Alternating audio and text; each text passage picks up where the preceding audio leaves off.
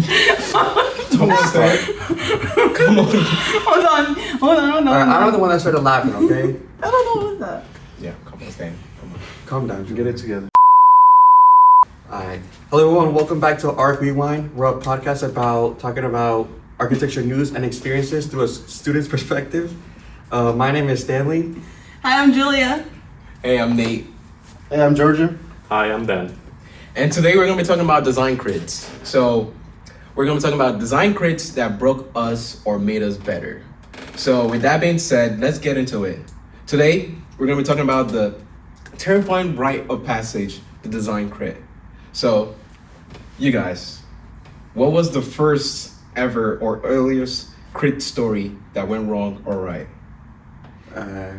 Well, you want one story for each, or? I mean, you can do both. Well, I guess for the one that went right, the earliest I can remember was back in D1 when we did the folding, like the tower. Yeah, I remember. You know, my design was pretty simple, I think, from what I remember. And you know how back in those days we had the entire class go over to your desk, so everyone's looking at you, like 60 people looking right at your project, and you're explaining it. You got no idea what you're saying. Yeah. And you know, I'm just saying whatever, and then Choma, the director, he just fell in love with it. He was like, oh my god, it's amazing, like it's so simple, but the design is so, you know. Yeah. And I know some people told me after, like, they could see me like trying to hold back the smile, because I was just not ready for that. Yeah. But then worst story, in D2 with Nice. I mean, I love her. You know, she definitely woke me up to a lot of stuff, but you know, it was when we made the site models.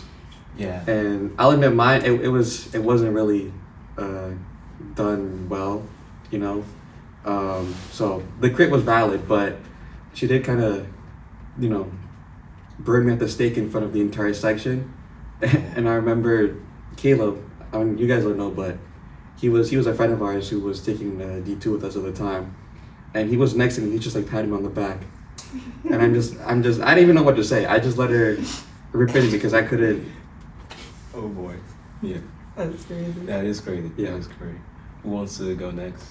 Honestly, like the earliest memories that I have is like kind of faded from like design 1, but we had because we were not in lower division in FAU, we were in Broad College, we were doing this it was like more drawing, it was more like it was just 2D experimentation of space, and I just remember like just doing like whatever, and I wasn't really getting the memo. Yeah. And he was like explain, and I was like okay, and then like afterwards when I got it, he's like, oh, this is good, this and that. I like the color, because we're also supposed to do like color combination. He was like, I like your color palette. And then that was like, I guess, the earliest good crit I had. And then the bad crit was that I presented and he still liked it. He was like, how about the architecture lettering? And I'm like, oh, yeah, you know, I was trying to do something nice and like legends and stuff like that. But that was like the worst in the past. Like the worst years now is, I guess it was in design 5.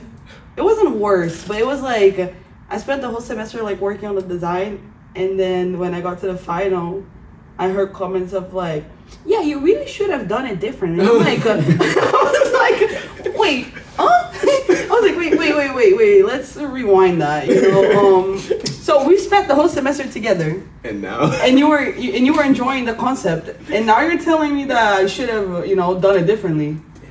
Like, I don't know. That was your professor that said that? Yeah, kind of. Like the jury said that, and the professor was like, yeah, I agree with them. And I'm like, but you spent the whole semester with us doing this project. They're like, what do you mean? I was like, you know what? Okay, fine. I guess, you know, I'm still happy with the project. We're gonna rock and roll from here. Yeah. And that's it. But it was just a little bit of like, wait, what moment, you know? Yeah. But yeah. What about you, Ben? For me, I believe the earliest critique I can actually remember is from Design 1, and it's actually a good one. Design 2 was probably my worst. So in Design 1, what we were dealing with Boolean tectonics, essentially. Yeah. Essentially, objects carving into other objects. Yeah.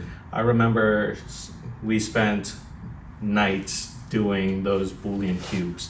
The wireframe and then the actual, void models. Yeah. And so I remember people got really mad. I actually have a friend because we were basically told not at the time to basically use tape and to kind of figure out these dimensions and angles. But when you have wooden dowels that are an 1/8 inch thick and you string tape, they compress. So the measurements were not accurate at all. So everyone was having a very difficult time with that.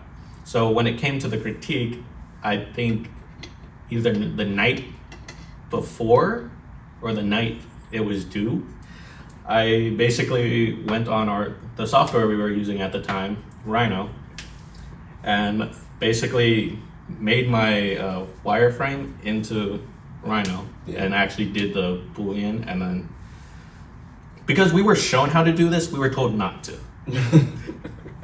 But I was at the breaking point because I had spent 2 weeks of doing this unsuccessfully, having gone back to even like my parents' house, asking my sisters for help, trying to get all these measurements. Nothing. 2 weeks full of doing this, and this is not like I slacked off on certain days. No, this was like straight on 2 full weeks of just trying to get these measurements correct, cutting it out and finding it that didn't fit. Oh. So I basically did what they told me not to do and went on Rhino and replicated it. So when it came time for the critique,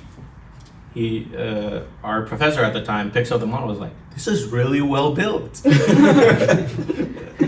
And so a friend of mine who also spent 2 full weeks with me in the studio got mad because like, we were told not to do this, but the professor complimented you anyways for doing it. Yeah. And then basically told everyone if they wanted to, they could redo it using the same tactic that I did. Wow. Yeah. Well, that says a lot about design grid. They were like, well, you shouldn't do this. I did it, they were fine with it, and then they're like, you guys should really try this. I know, it's, oh my god. And then for future years, they've been using the same strategy that I did Yeah. at the end.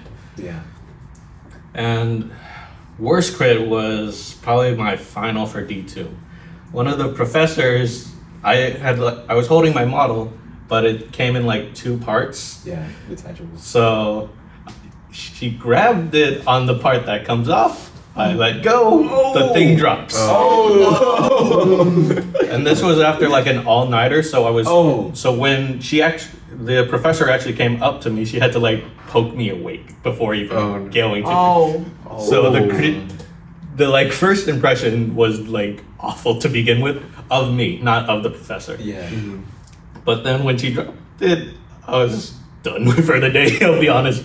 Like pulled an all-nighter, slept like 20-minute nap right before she got to me. Wow. And then literally within like 10 minutes, the thing I was working on all night drops. Wow. And so I got 2 critiques that day, and we were supposed to get 3, but after that I was like, no, I'm done for the day. Yeah.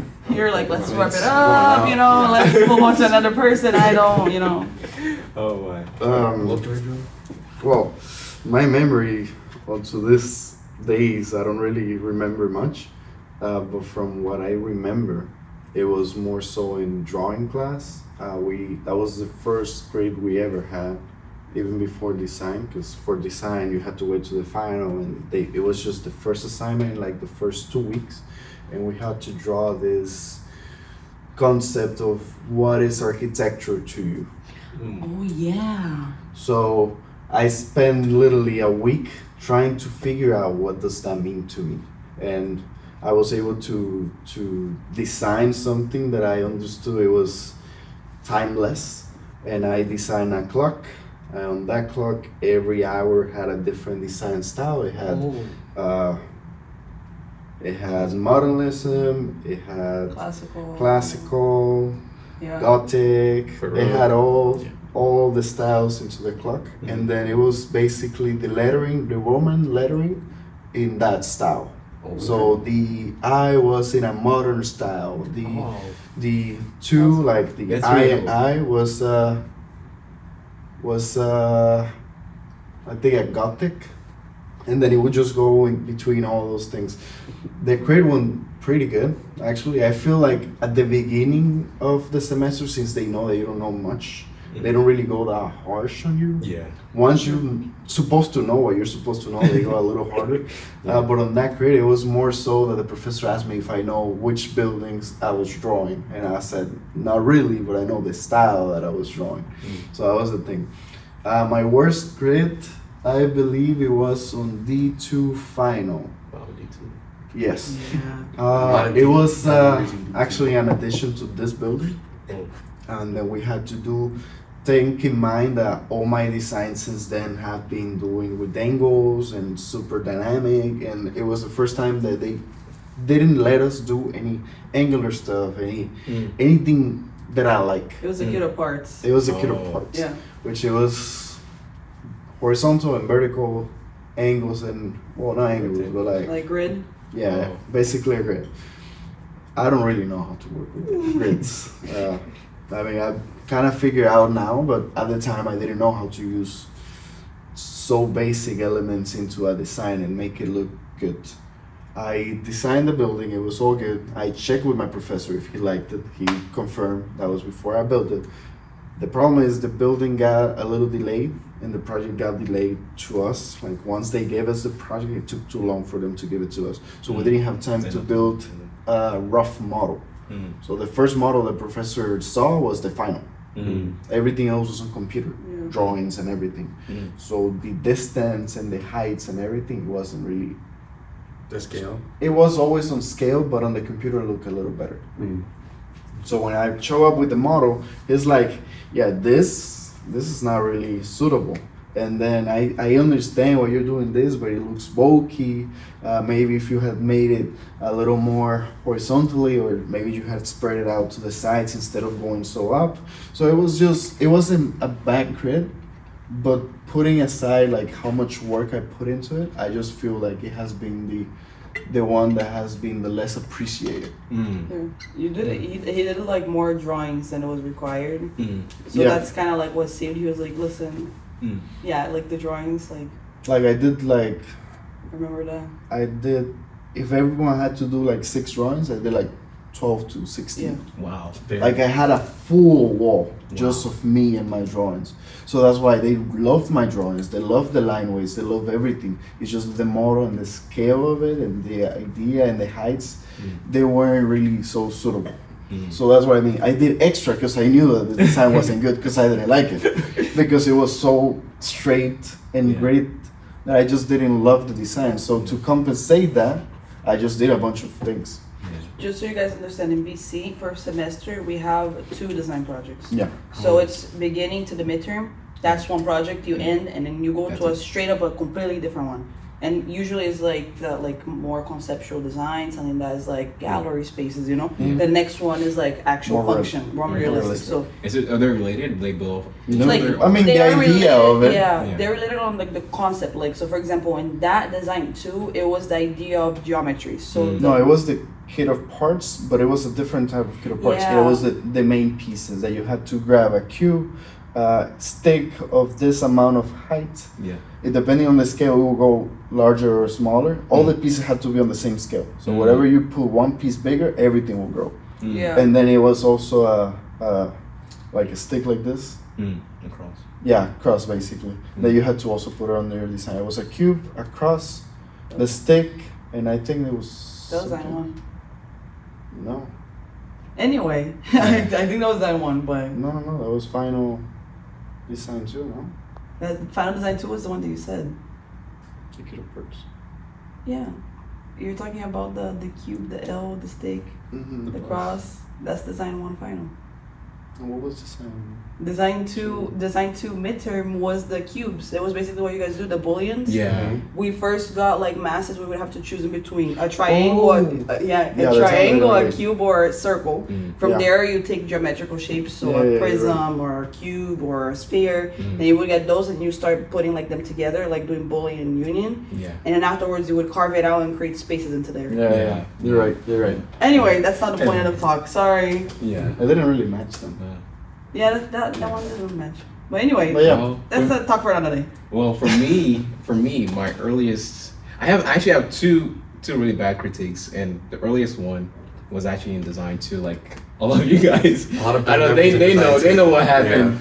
But so in design too, usually at the end of every semester we have about 2 weeks to get everything done, our final drawings, all our models done, right?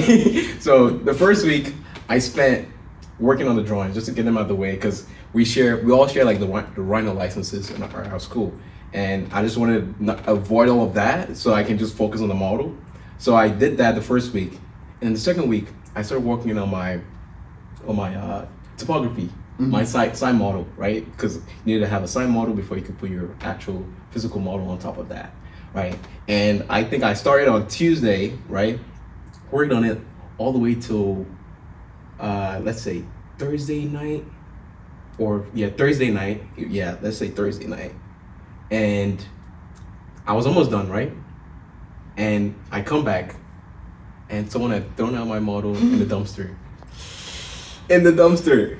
Oh my god. Yes, in the dumpster. Keep in mind, because what was going on at the time was, since it was the end of or approaching the end of the year, they wanted to clean up the whole studio. Yeah. You know, because they're gonna do inspections and all that stuff. So, but what happened was, what they did was, in the very back there was this corner where it's like, any stuff that's there, it's not gonna get thrown out. Yeah. So I you put it in that corner. Yeah, I put it there, hoping going about my day. I think I went to one class and then came back.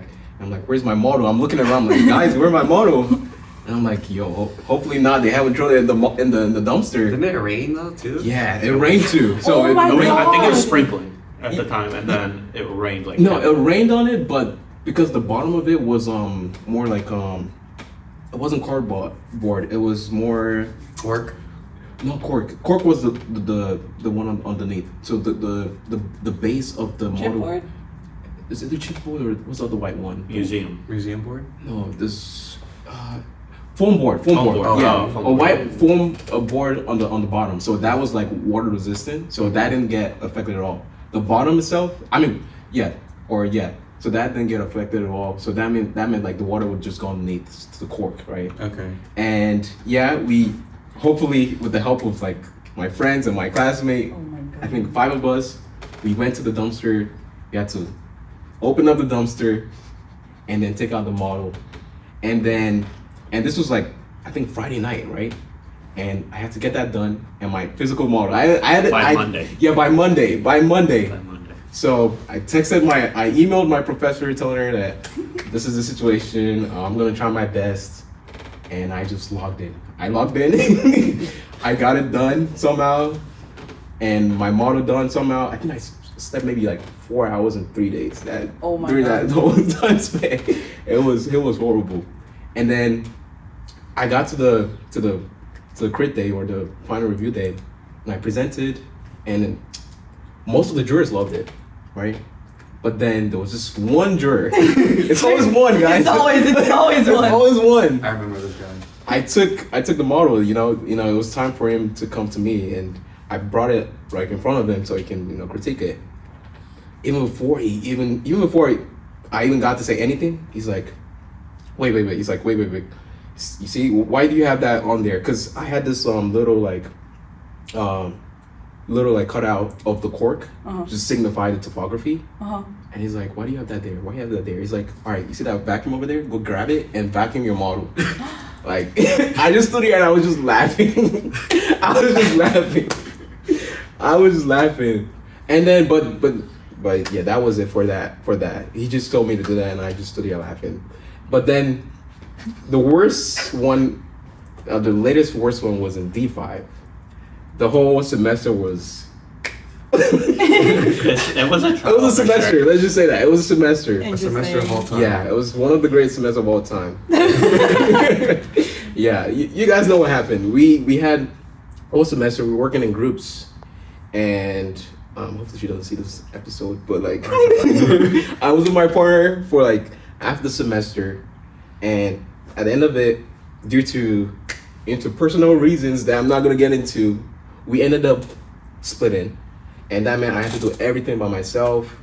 And the fact that I was always in studio as well, and talking with my professor and always having that constant feedback with him, that meant I was always changing up my design. There was always something to change, and that meant that when I got to the final review or leading up to the final review for D5, my model was not done. My poster was not done. I didn't know that. Yeah. I mean, it was semi done because it was falling apart when I was presenting. I was working on my poster. I literally finished my poster, printed it out, hanged it 20 minutes before I presented. I was the last person to present. Wow. And as I was presenting, mind you, like the whole day I was just working on like making sure I had everything ready. So I did not eat. I barely even drank water. So I got up there, I just kept repeating myself, repeating the same thing over and over. And it was just horrible. My professor loved the project itself, but I wasn't able to present the whole project fully. Mm-hmm. Yeah. But that was probably the latest worst final review or crit I've had. So It's crazy because when you look back, like talking about these memories, it's like right now there's so many things that I wish I could have done differently while presenting. Like you're saying that like your project was good, but because it was a tough situation, your brain was just in a loop of like I wanna get done, it's about to go, and then you look back, you're like, wait, there was a different way that I could have done this. Yeah.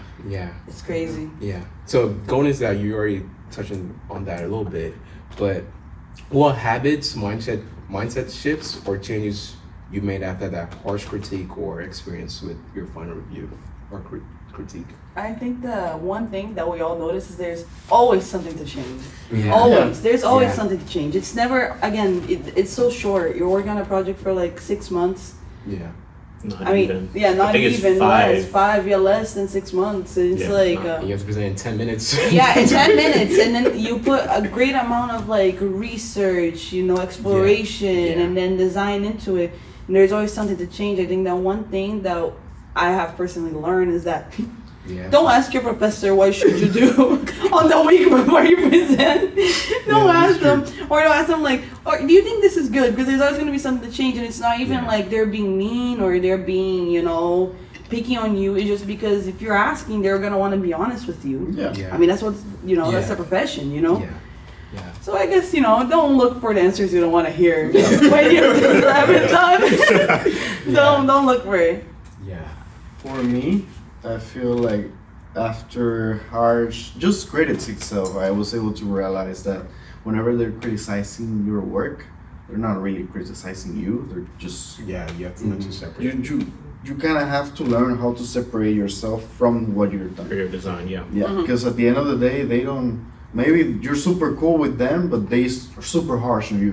It doesn't mean that they don't like you or they've been picky because it's you. They're just really want you to work out something that actually is useful and it can work. Yeah. And it's hard because if you think like you spend so much time of your sweat, you take your sleep away, your food away for you to finish it.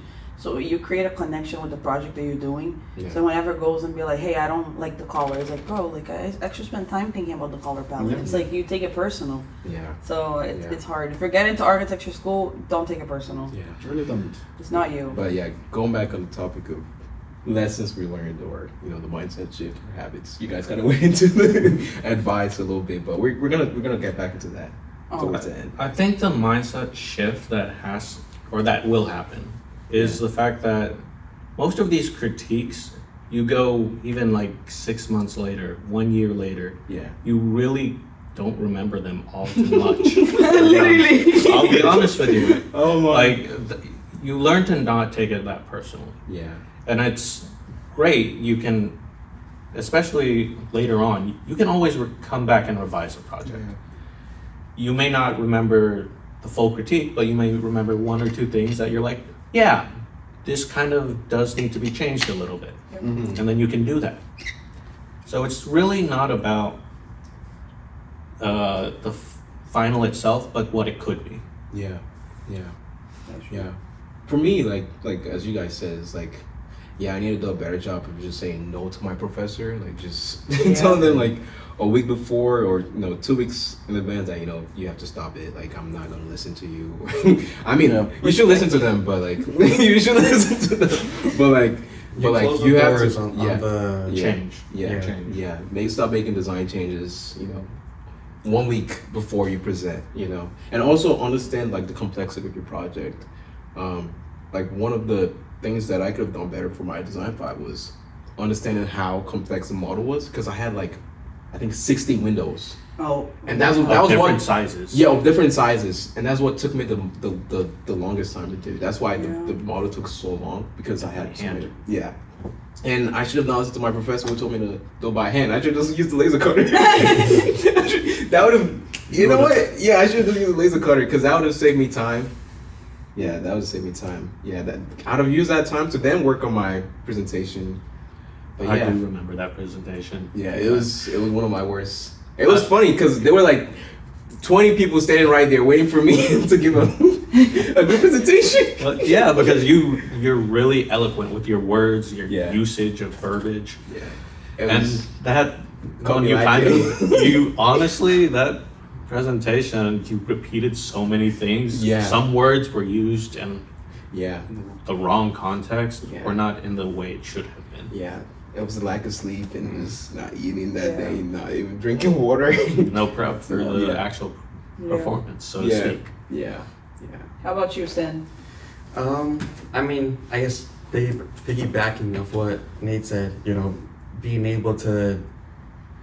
It's not necessarily saying no to your professors, Yeah. but it's you reach that part in your project where, it's the closest that it's gonna get to your vision of it, Mhm. or it already has reached your vision of it, and that's when you close the gate. There's no more changes, no more design fixes, and then you just go. Like you make the small little tweaks here and there to make it actually workable. Yeah. And that's another thing too.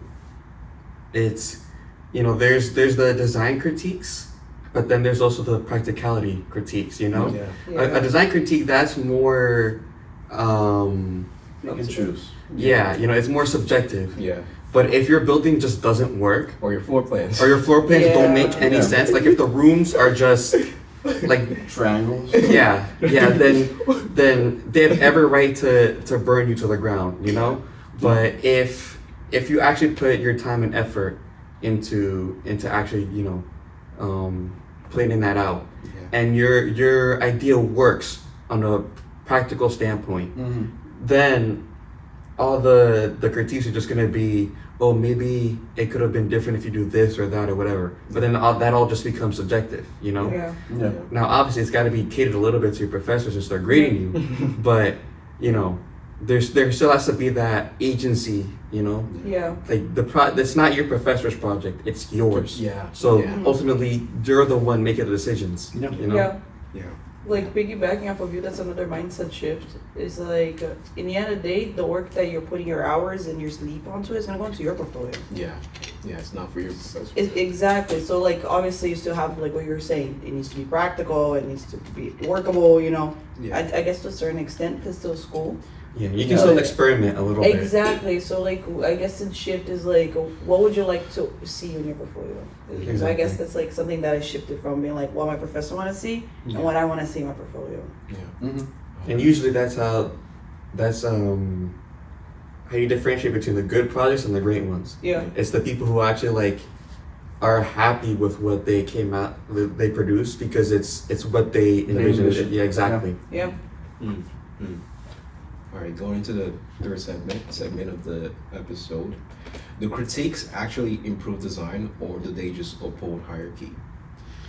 That depends. Yeah. It depends. It's not a definitive yes or no. Because on one hand, you can get something that actually does help your project, but on the other hand, it could be something that's so left field that doesn't make any sense, Yeah. and you sit there wondering, why in the world did you tell me to do this anyway? Yeah. And then you do that, and they're like, no, I like it the other way, and you're sitting there wondering what's going on? Yeah. Yeah. But that's a part of the agency that I was talking about before. Yeah. It's You can it's choose. exactly, you gotta pick and choose what You listen to. what you listen to, the advice that you decide to follow. Yeah. You know, it's what is gonna lead you to your vision, again, that is both practical but also encapsulates what you're actually thinking. Yeah. I think also touches back to what you were saying about the practical and design. So I think that when it comes to the practical, I guess the critique on that, I guess it does have a hierarchy, but a hierarchy that makes sense. Yeah. Mhm. Because they have seen so many different iterations of that project, or they have field experience. So yes, there is a hierarchy there, but it's a hierarchy that makes sense. Yeah. Then there is the design critique, because we might have a different aesthetic than your professor has, Mm-hmm. and they might not match. Yeah. So then sometimes it's like a hierarchy that, I guess, it's not that it doesn't make sense, but it's like it's not the vision that you're having, Yeah. Mhm. you know. Yeah. So Yeah. it really depends, I guess. Yeah. Like It's yeah. a hard Like, question. yeah. Like you guys said. Yeah. But it is. There's no yes or no answer to the question. Yeah. Like you said. Like it could be either or. Yeah. You have to, like you guys said, be able to, discern what is good and what's not. What's gonna, make your design better or not. So, and you have to be able to, listen very well, understand your project very well. I mean, you should understand your project very well, because that's going to help you tremendously. Like if you can understand your project very well and you're able to present it, and they're able to see like the complexity of your project, I think, like you said, like the hierarchy comes in their aesthetics. Like they can tell a good project straight away. They can tell like how intentional it is straight away. But it's always like, you could done this, maybe this a little bit different. Yeah. That's when you've done a good project. I think. When they're nitty picky Yeah, in your yeah, project. Yeah. Or there's some instances like, you put I've seen like a classmate have presented a project, and the professors don't even say anything, because they're so they don't know what to say. They're trying to find something bad to say, or So like you have to be able to understand your project, understand the moves you made within your project, understand like the amount of work you put in to get to that position, and be like, okay, if this person tells me this, like it might be a good advice, but I don't think it fits my project. It doesn't fit my concept. Yeah. But yeah, what else do you guys think? Do you guys think they actually improve the design, or Again, there's no definitive. Yeah. We've all mentioned this. There's no definitive of if it really upholds hierarchy or not, and it's debatable whether it will improve your project or make it worse, because we have all had these critiques where they say do this and then backtrack 1 week later. Oh yeah. That happens to me. We've always had it. That happens to me. Every single one of us has had it at one point or another. Yeah. So, again, it becomes, at that point, you can say it's very debatable whether it improved your project at that point or actually took away from it. Yeah. But I think what really comes in handy is not just professor critiques. You have to take into account, we also get critiques from our own classmates. Yeah. Yeah. Literally, I'll go up to someone, ask them, hey, would you mind kind of looking at my stuff? Give me your thoughts on it. And I think, honestly, those critiques are the most helpful. Yeah. More than your professor, because you'll see your classmates, especially the ones who like to stay in studio working, Yeah. and those who work hard are going to be the ones that you really want their opinion of. Yeah. Those who don't come to studio at all and barely show up Yeah. are not the ones you're going to want critiques from anyways. Yeah. So Yeah. I think the most comes from your friends and your colleagues. Yeah. Yeah. Yeah, that's really good. And you're sort of going into the next segment of the outro of this podcast episode. So, if this is our advice for listeners or students, architecture students. So, if you're dreading your next critique, like what is an advice you can give them? What is some advice you can give to your students? I was talking to someone recently, and she was saying how like if your life was a movie and you were watching it from a TV, what would you be screaming at it? So like shifting that perspective to, if you get a portfolio and you open it, and you're reviewing that whoever's portfolio it is, what would be the advice that you'd be giving that person? I think that if you do the research, you're putting your time and your sleep, which time is very precious. Yeah. Do what you want to do. Yeah. It's your portfolio in the end of the day. It's the skills that you want to build. If you want to stick to the basics, for example, in AutoCAD and Revit, that's perfect. Be the best at it. If you want to like learn more like computational design. Learn it and explore in your portfolio. At the end of the day, all of this, it's your money that you're putting into school. It's your time. Yeah. Do what you want to do. It's your design. So own it. Like again, like all of this whole topic that we're talking about and everything, all like design crits, it's just to help you. Yeah. There's no one like being like you have to do this. No, like I mean, technically you have to uphold like a criteria, but besides that, like do what you want to see on your portfolio and be something proud of your work. So in the end of the day, if something that happened to you or happened to me or happened to him and X, Y, and Z, you're like, you know why, in the end of the day, yes, my professor did tell me in design 6, like, yeah, you should have done it different, but I like my design. Yeah. I actually would love it to have it in my portfolio. Yeah. So that's what it means to me in the end of the day. Yeah. Because it's your time, it's, you know, it's up to you. Yeah. I guess that's the best advice. Like, do what you want to do. Yeah. Focus your energy onto you and everything's going to work out. Yeah. I really relate with that. Like, I really appreciate what you just said. Like, have an agency on your project. Like, a lot of students, like, they're like, oh, I'm not gonna do this until the professor approves. Yeah, it's like, come on. You're in design school to learn how to think, to be an independent thinker, you know? It's not for you to, you know, just only follow instructions, but you're here to be creative. We're architects. We're supposed to be creators. We're supposed to be people that can think, you know? We're here to provide solutions for people. Yeah. And, you know, it's not just, it's this in design. The good thing about design and architecture is like there's not one solution. There can be multiple solutions. That's true. And it's up to you how you decide to defend that, right?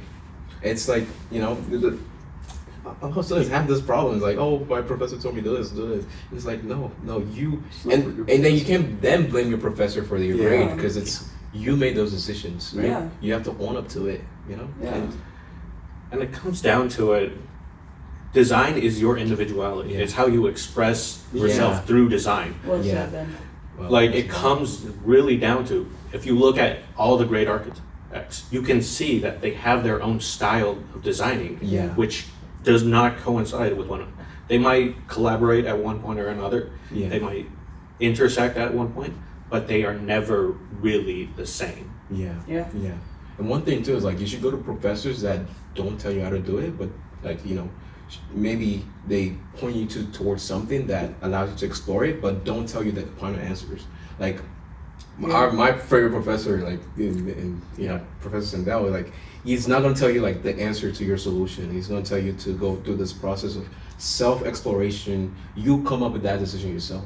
You know, the only point I see where you should ask your professor for, like, you know, like definitive advice on like how to do something is when it comes to like The pragmatic. pragmatics, like Construction. structures, you know, like structures of your floor plan, like understanding the floor plan, or even the structure of materials, like what materials, how would I, you know, assemble this, you know, so that when you actually present, like, you know, you've verified it through your professor that this is actual like a building or how it's going to be built. Yeah. Yeah. For me, I feel like whenever you get started in a project, all those little details that you put into the project, they get lost into the work. By the final of the design, you don't remember what was those little things that make the project be the project. Yeah. So my advice for them would be for them to try to record all or most of the most important decisions. Let's say that you decided that all the walls are on a grid set. Yeah. So it has a system, it has a language. Yeah. I would say for you to write that down, put it on a note, make a PowerPoint, just put all those decisions that you have made since the beginning to the end, record them. So whenever you do the final, you have all these things that show that every single little decision that you have made up to this point has been thought.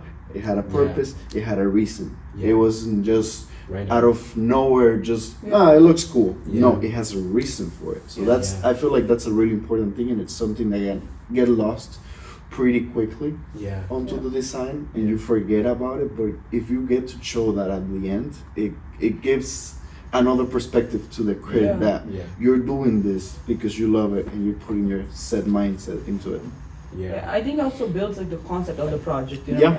So like that makes it like whenever you go to present it, you have like a heavier weight on why is your design, because at the end of the day, if we're all presenting together, we're all selling your project. What makes your project special? Why am I gonna buy your design instead of buying Stanley's design?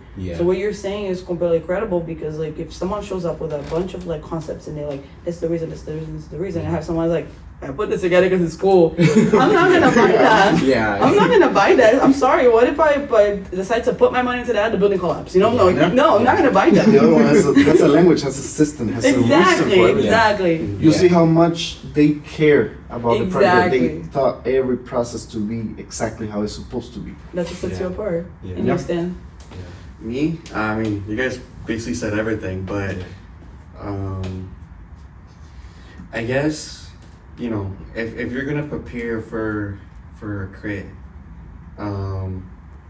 in the long term, like throughout the semester as you're working on your project, be sure to, you know, you got to be able to work in I guess in your way, you know, the same way that the project is a reflection of you. Yeah. The way that you work is also gonna you know reflect that in some way. Yeah. So if that means that you lock in the studio and you gotta come to the studio every day, then you do that. If you go to a cafe or whatever, you work at a park, Yeah. then go there. You know, do that. If you Yeah. like listening to music or you put on a show or something, do that. Yeah. You know, you have to find your